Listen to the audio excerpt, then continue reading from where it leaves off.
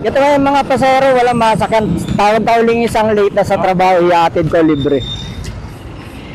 Saan ka, te? Walang bayad. Mag-aatid ako libre yung mga late na sa trabaho. Saan ka? Sa Ayala po. Ayala po.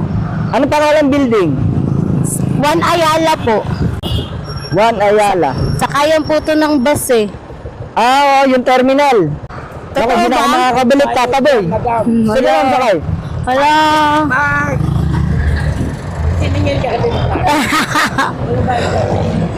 Okay ka na, ma'am? Apo. Tataboy, para sa'yo. Sir, anong name mo? Okay ka na? Apo. Anong page mo, kuya? Ito, ma'am. Hala, thank you po, kuya.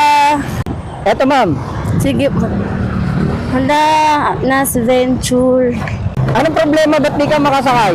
Traffic po, sobrang traffic kasi dito sa amin po eh. Ay, yun ang dahilan. Kaya ako nag-aatid ng libre. Thank you po. Kaso parang duda ka sa akin, ah. Hindi kasi nakakagulat na may nag-o-offer talaga ng libreng sakay. Libre talaga, ma'am. Kita mo, ako pa nga nagbayad dun sa Barker, di ba? Actually, kuya, nagbubook talaga ako. Magkano din po kapag nag-move it din eh. Kaya sabi ko, iniisip ko kung mag-jeep pa tapos mag-MRT ako, ganun. Para makapunta ako ng Ayala, kaso kakain talaga na yun ng oras. Oo, ma'am, kasi rush hour eh. Kaya nga po. Ano nangyari sa pag-book mo? Hindi, nagdadalawang isip pa ako kung ibubook ko na siya kasi nga medyo pricey din. Parang nag-aantay pa ako kung may dadaang crossing kaso punuan din po.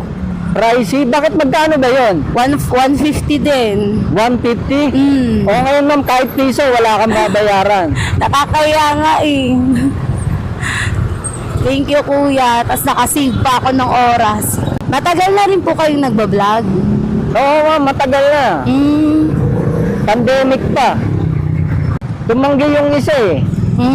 Ay, si kuya kasi sinuot niya na yung helmet sa akin. Sinuot agad yung helmet.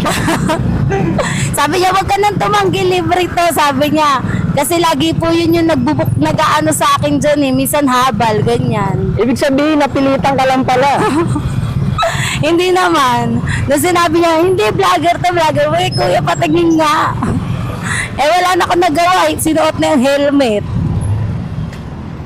Effective yun si Ayaw Tata nga. Boy. Pagka yun nagtawag, hindi ka pa umuwi, isusuot na sa'yo yung Wala, helmet. kuya, 1.2 na yung followers mo ah. Soon.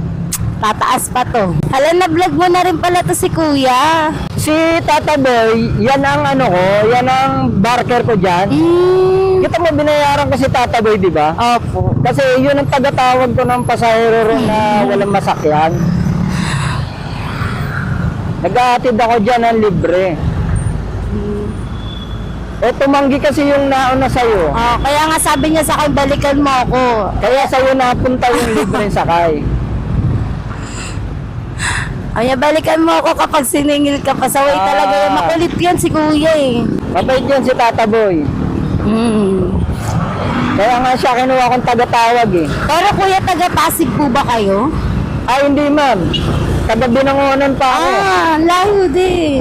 Dumadayo lang ako rito para mag-rescue. Nandito kasi traffic. Kaya nga po eh. Pero ang galing. Ang ganda nung ano mo kuya. Nakakatulong talaga siya. Ito ma'am, Ayala. Opo, dito po. Dito ka na? Yes po. Kuya, maraming salamat po.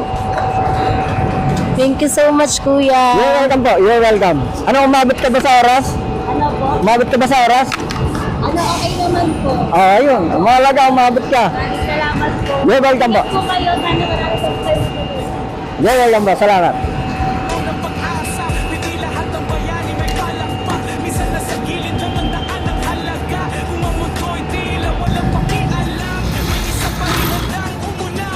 Ako si Nas Venture.